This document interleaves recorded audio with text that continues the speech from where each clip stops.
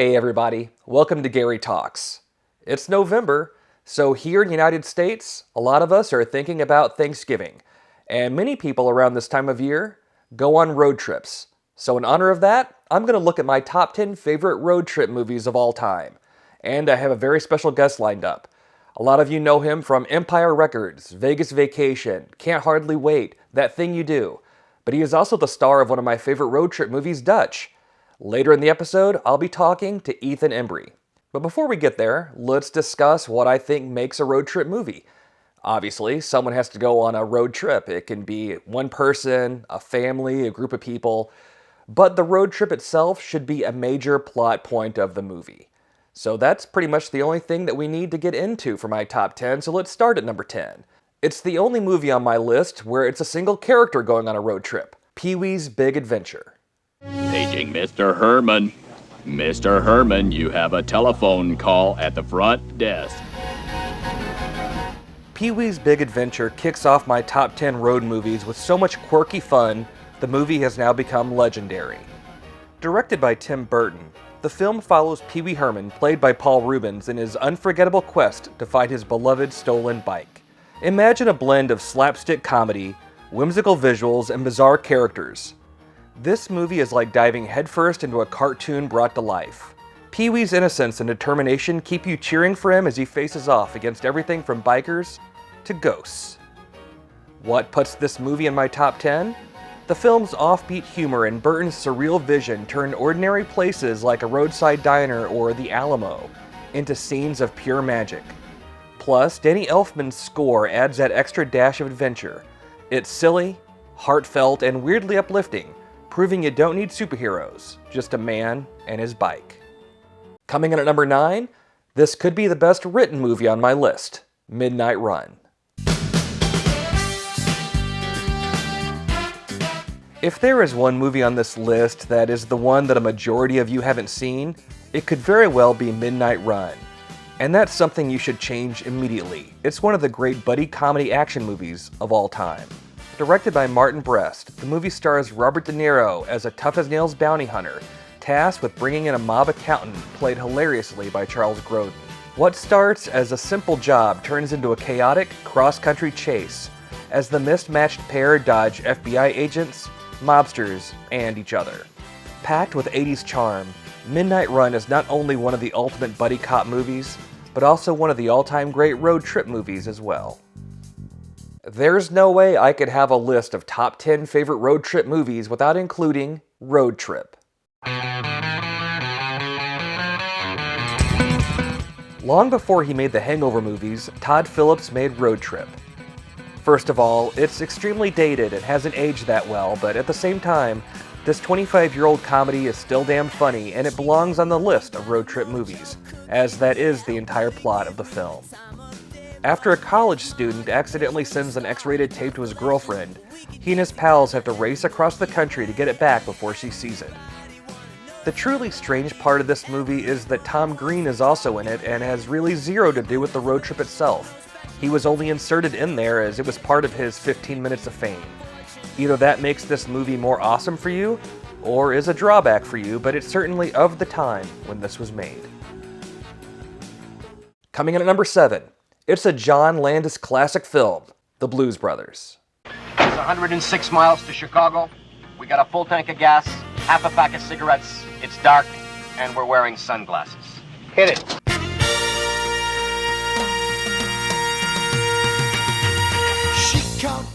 In what might actually be the shortest road trip taken in a movie on this list, The Blues Brothers still had one of the greatest. Directed by John Landis, the film stars John Belushi and Dan Aykroyd as Jake and Elwood Blues.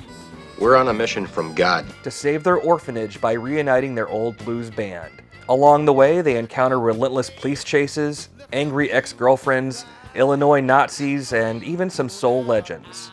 Featuring legendary performances from Aretha Franklin, James Brown, and Ray Charles, the movie fuses comedy and music like nothing else. The car chases are over the top and glorious, the soundtrack is iconic, and the energy is non-stop. It's the kind of film that will have you singing, laughing, and rooting for these awesome blues brothers. Next is a movie that I bet a lot of you don't consider a road trip movie, or you don't even really think about it that it's a road trip movie, but I assure you it is. Number 6, Rain Man. The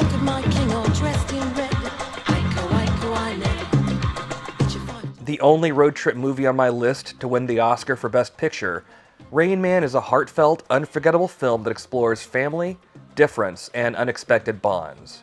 Directed by Barry Levinson, the film stars Dustin Hoffman as Raymond Babbitt, an autistic savant with a remarkable memory, and Tom Cruise as his estranged, self-centered brother Charlie.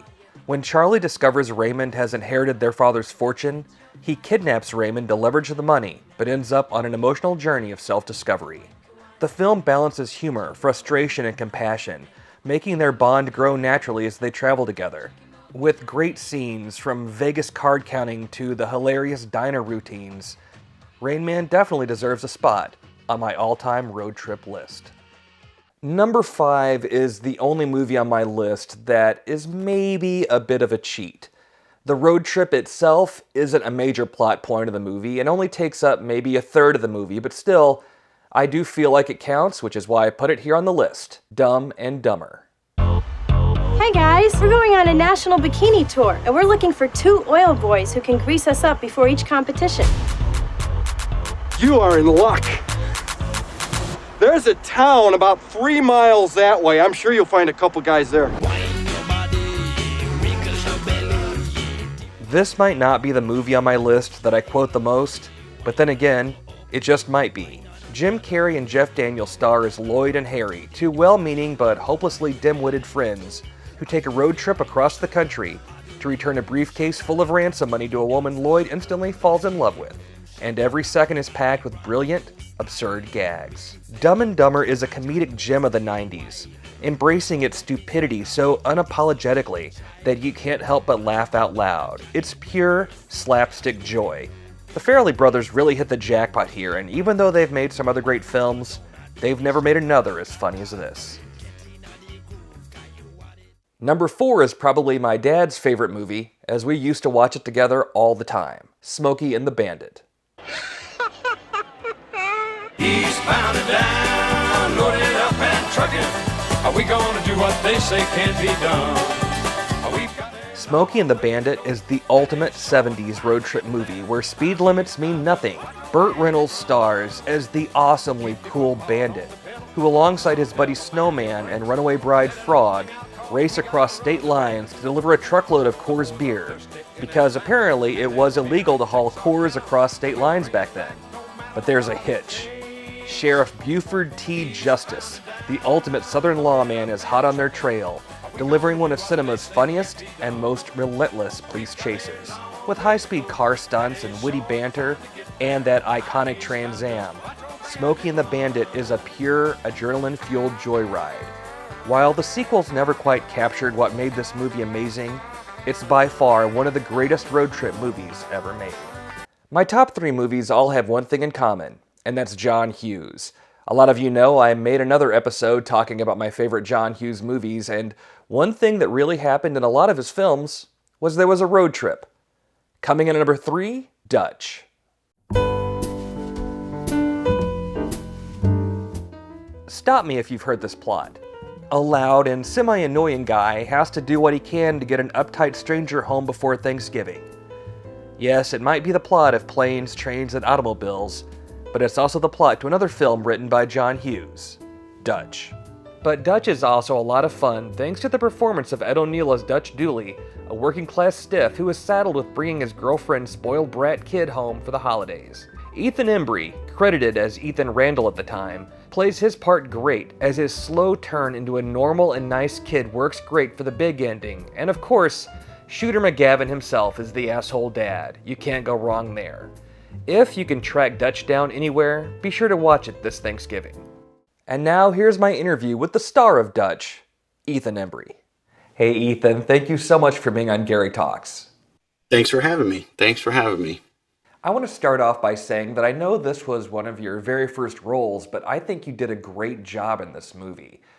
There were so many of these movies in the 80s and 90s where you have the jerk character who slowly turns into a good guy, but I think maybe you did it the best. You could really see all the layers of the onion being peeled back, and we got to see that Doyle was truly just a good kid.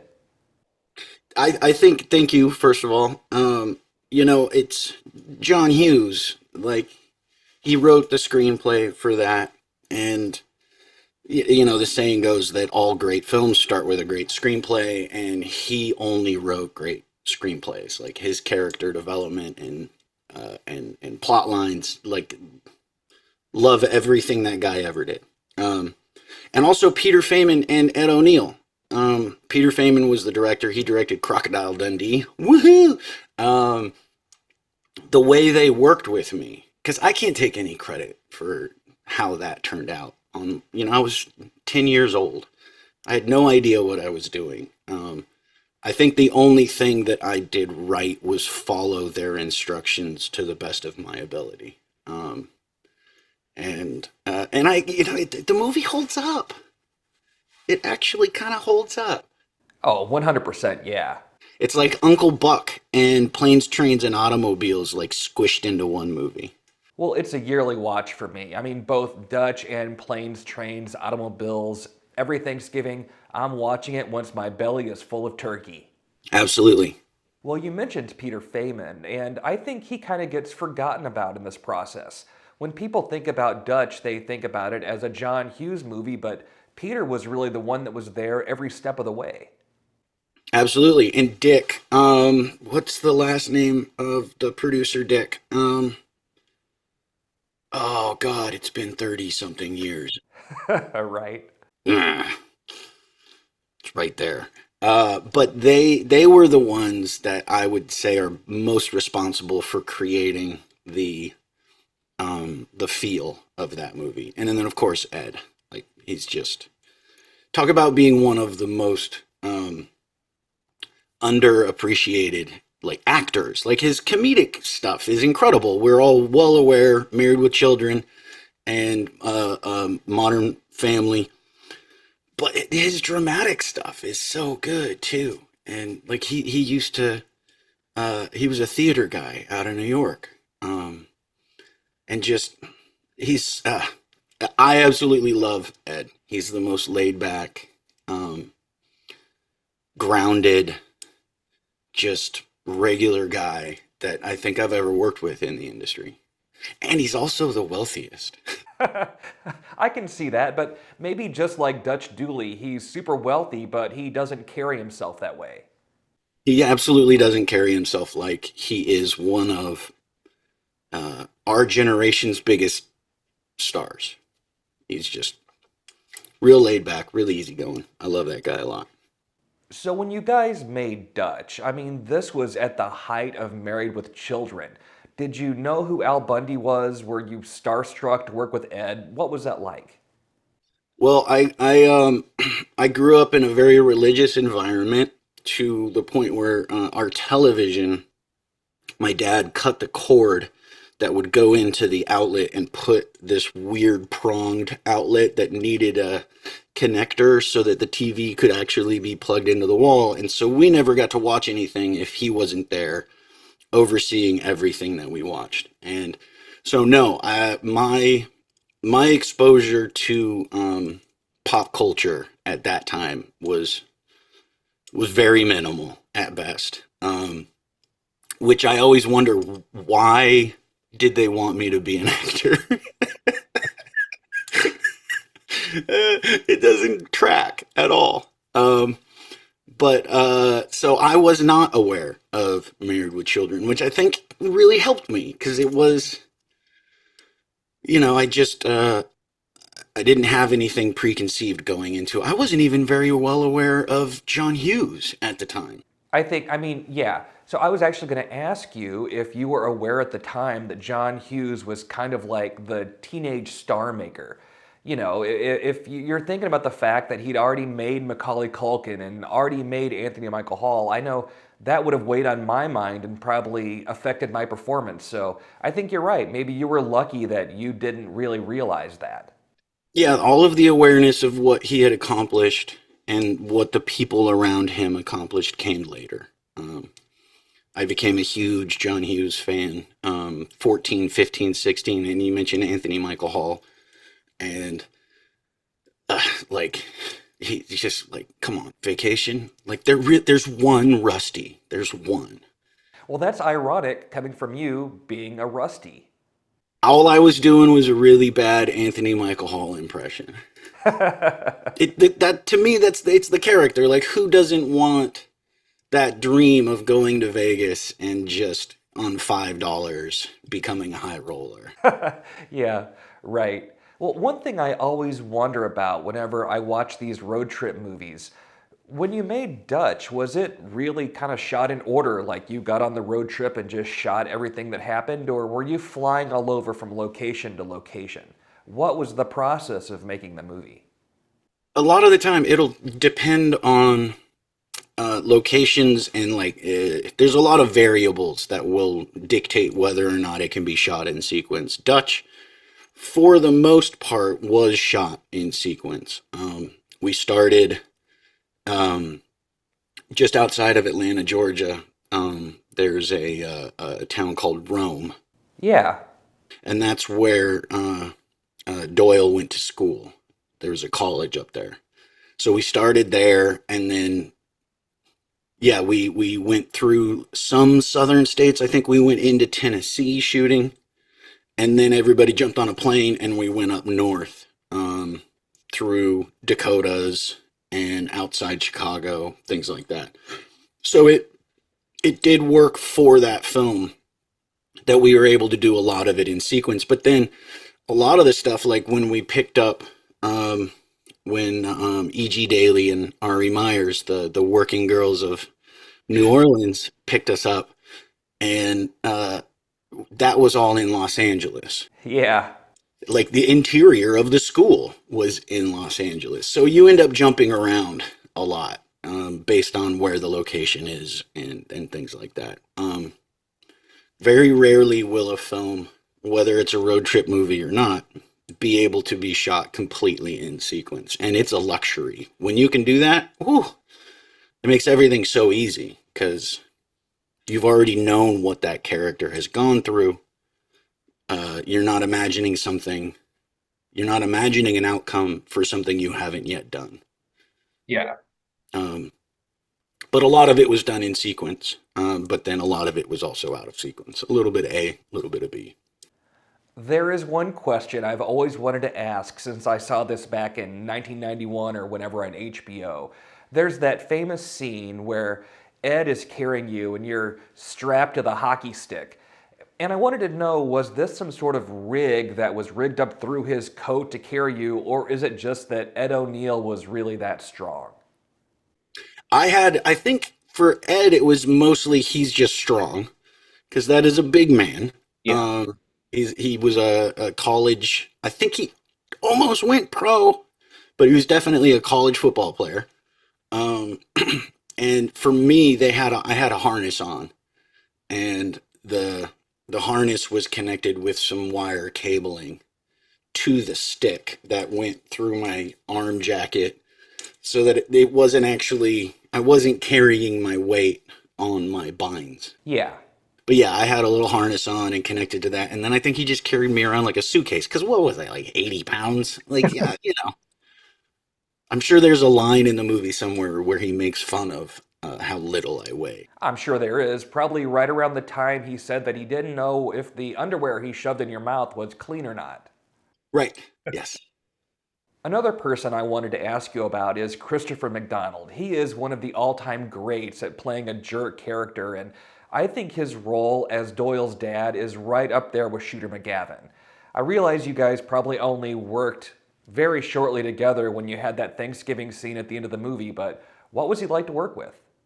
Christopher's great. I got to do a film with him later. I don't think I've worked twice with him since then. I think it was only one time.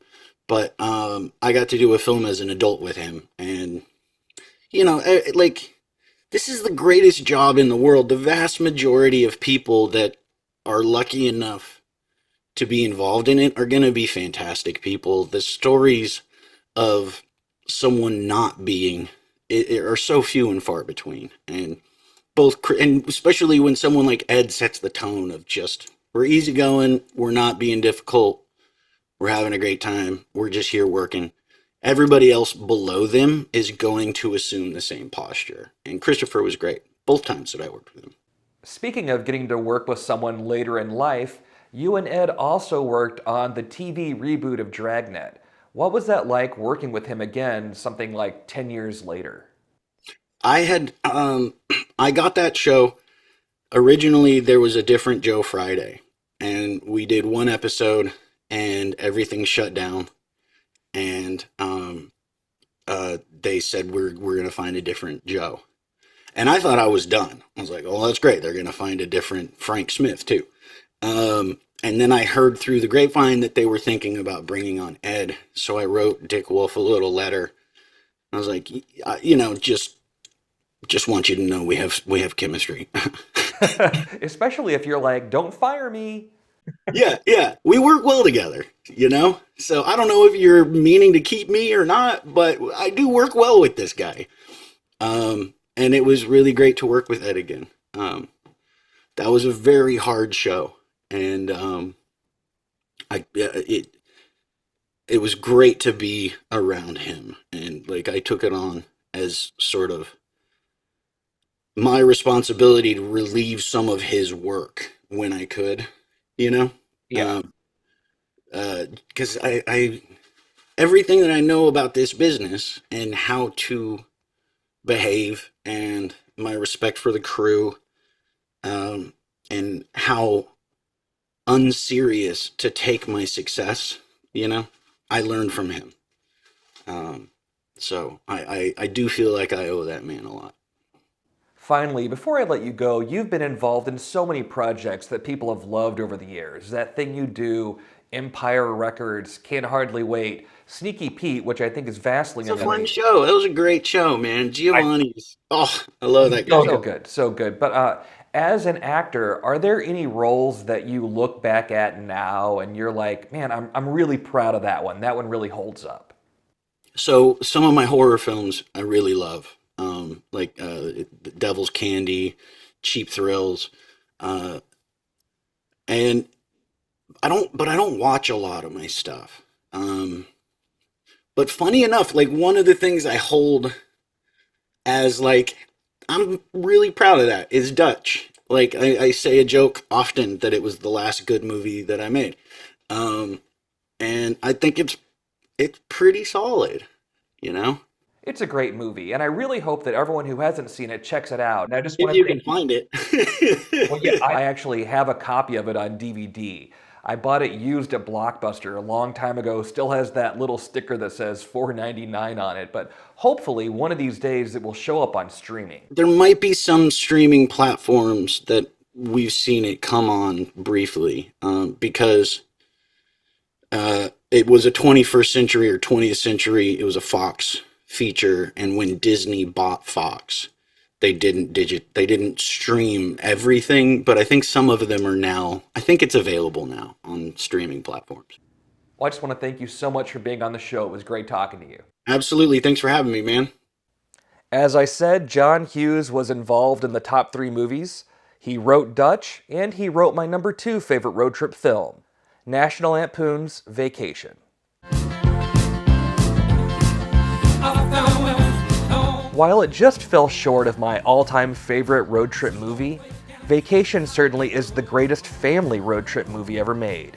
From the introduction of the family truckster. There she is. Where? Right here, the wagon. This is the automobile you should be using, the Wagon Queen family truckster. You think you hate it now, but wait till you drive it. The movie shines because it's so relatable to anyone who's ever been on a long family trip. The detours, the unexpected breakdowns, the cringe-worthy stops along the way. Roll them up. Each supporting character, from Beverly D'Angelo as Clark's endlessly patient wife Ellen, to Randy Quaid as the lovable but dumb cousin Eddie, adds their unique brand of humor, making every stop along their journey a memorable one. You'll be whistling Zippity-Doo-Dah out of your assholes! I gotta be crazy! I'm on a pilgrimage to see a moose! The sequels are all enjoyable, although some are better than others, but nothing ever truly will top the original National Lampoon's Vacation.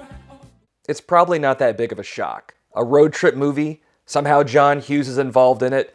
It's one that I would say the majority of people will consider the greatest road trip movie ever made. Planes, Trains, and Automobiles.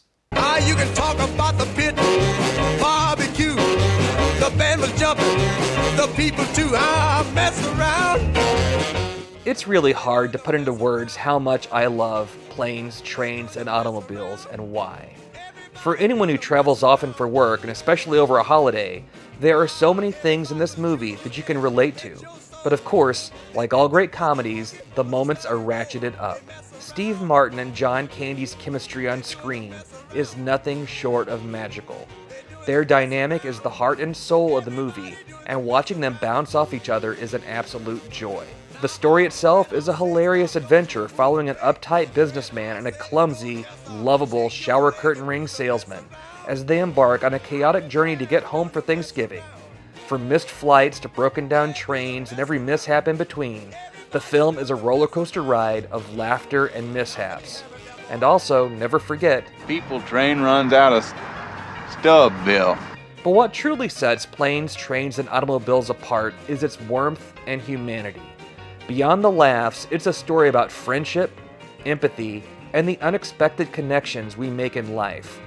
Plus, the film is packed with memorable moments and quotable lines that have become ingrained in pop culture. From "those aren't pillows" to the iconic mess around sequence, there's no shortage of comedic gold to enjoy. In essence, Planes, Trains, and Automobiles is more than just a comedy. It's a heartfelt journey filled with laughter, warmth, and life lessons. And it's my favorite road trip movie ever made. Well, that's all the time we have this week. What do you guys think? Were there movies that I didn't include? Some that I shouldn't have included? What are your favorite road trip movies? Head to GaryTalks.tv, find me on social media, let me know what you think. Besides road trips, another thing that happens every November are the big holiday time movies start being released. And the first one is going to be coming out in 2 weeks, and that's Gladiator 2. So in honor of that, I'm going to rank my top 10 favorite Ridley Scott films. And the show is jam-packed. I'll be talking to Ridley Scott himself, as well as Denzel Washington and Pedro Pascal. See you guys in 2 weeks. From capes to tapes, Gary's on the case. He's breaking down each scene, every place. On Gary Talks, he's quick with his peculiar wits. From plot twists to the comic strips, Gary's flipping sick.